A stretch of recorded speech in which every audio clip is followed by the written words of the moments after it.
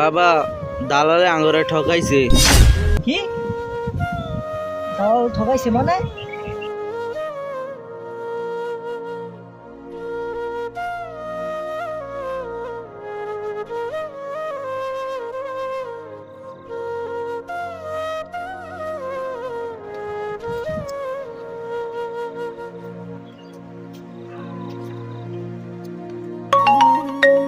না, এবার ক্ষেতের ফসল ভালোই হয়েছে।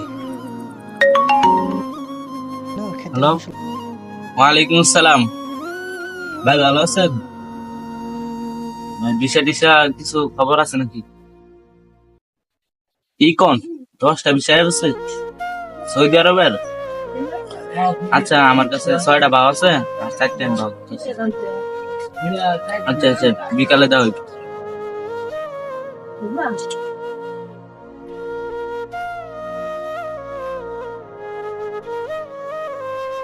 শোনেন কাকা, আপনারা তো এখানে ময়মুরব্বীরা আছেন, তা আমি একটা কথা বলি।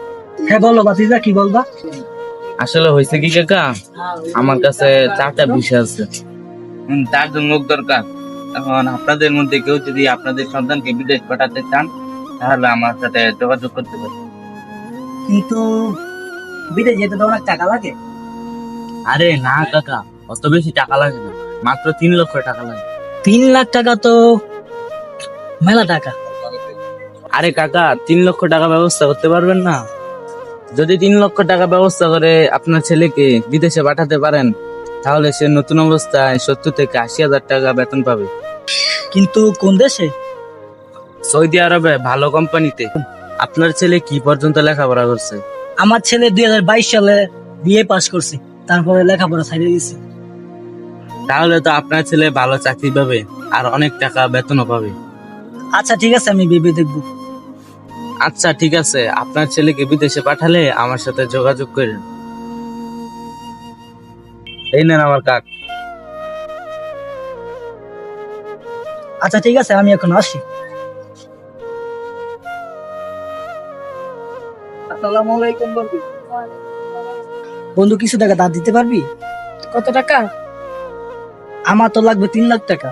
তোর কাছে কত টাকা আছে? এত টাকা দিয়ে কি করবি? সিয়ামকে বিদেশ পাঠাবো। ও আচ্ছা, কিন্তু বন্ধু আমার কাছে এখন টাকা নাই। কিন্তু কি করব, আমার ছেলেকে বিদেশ কিভাবে পাঠাবো? আচ্ছা বন্ধু, কিস্তি থেকে টাকা তুললে কেমন হয়? কি, তুই কিস্তি থেকে টাকা তুলবি? তুই জানোস না কিস্তি থেকে টাকা তোলা একেবারেই হারাম। তুই এক কাজ কর, তোর খেতে না 2 ডিসিম জায়গা আছে, ওই জায়গা বিক্রি করে তোর ছেলেকে বিদেশ পাঠান। কিন্তু ওই জায়গা বিক্রি করলে তো 3 লাখ টাকা হবে না। দেখ মিলে ছেলে ব্যবস্থা করতে পারস কিনা। বন্ধু আমি এখন যাই, আমার কাজ আছে। আচ্ছা ঠিক আছে, আমি ওই যে সীমানা দেখতে পাচ্ছেন না, ওই সীমানা থেকে এই সীমানা পর্যন্ত এতটুকু জমি আমার, ঠিক আছে? এখন কি আপনি কিনতে রাজি আছেন? জমি পছন্দ হয়েছে আপনার? হ্যাঁ আমি রাজি আছি, আপনার জমিটা আমার পছন্দ হয়েছে, আমি কিনবো। আপনি জায়গা কত টাকা বিক্রি করবেন? 2 লাখ টাকায় বিক্রি করে দিব। আচ্ছা, আপনাকে আমি 2 লক্ষ টাকাই দিব, সামনের সপ্তাহে আমি দলিল করব। আচ্ছা, আপনাকে আমি অ্যাডভান্স 1 লক্ষ টাকা দিচ্ছি, সামনের সপ্তাহ দলিলের পর আরো 1 লক্ষ টাকা দিব। 2 লাখ টাকা জায়গা বিক্রি করলাম, এখনো তো 1 লাখ টাকা শর্ট, কি যে করবো? আচ্ছা ঠিক আছে, দেখি 1 লাখ টাকার কিস্তি তুলে দেখি। কিস্তি থেকে টাকা তোলা হারাম, এটা জেনেও শাহজালাল ভাই কিস্তি থেকে টাকা তোলেন। ওনার মতো হাজার হাজার লাখ লাখ মানুষও কিস্তি থেকে টাকা তোলা হারাম, এটা জেনেও ওনারা কিস্তি থেকে টাকা তোলেন। কালকা সকালে অফিস জায়গায় টাকাই নেই, আমি এখন আসি।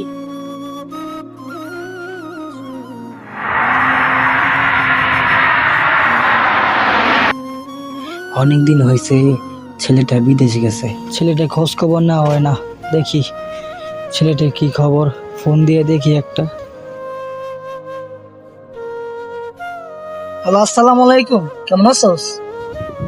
বাবা, দালালে আঙ্গুরে ঠকাইছে। কি দালাল ঠকাইছে মানে?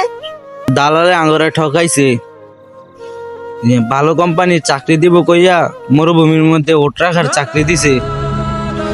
এই রোদের মধ্যে আমার গায়ের মধ্যে ঠোসা হয়ে গেছে গা। বাবা, আমি আর বিদেশ থাকবো না, আমি দেশে চলে আসবো।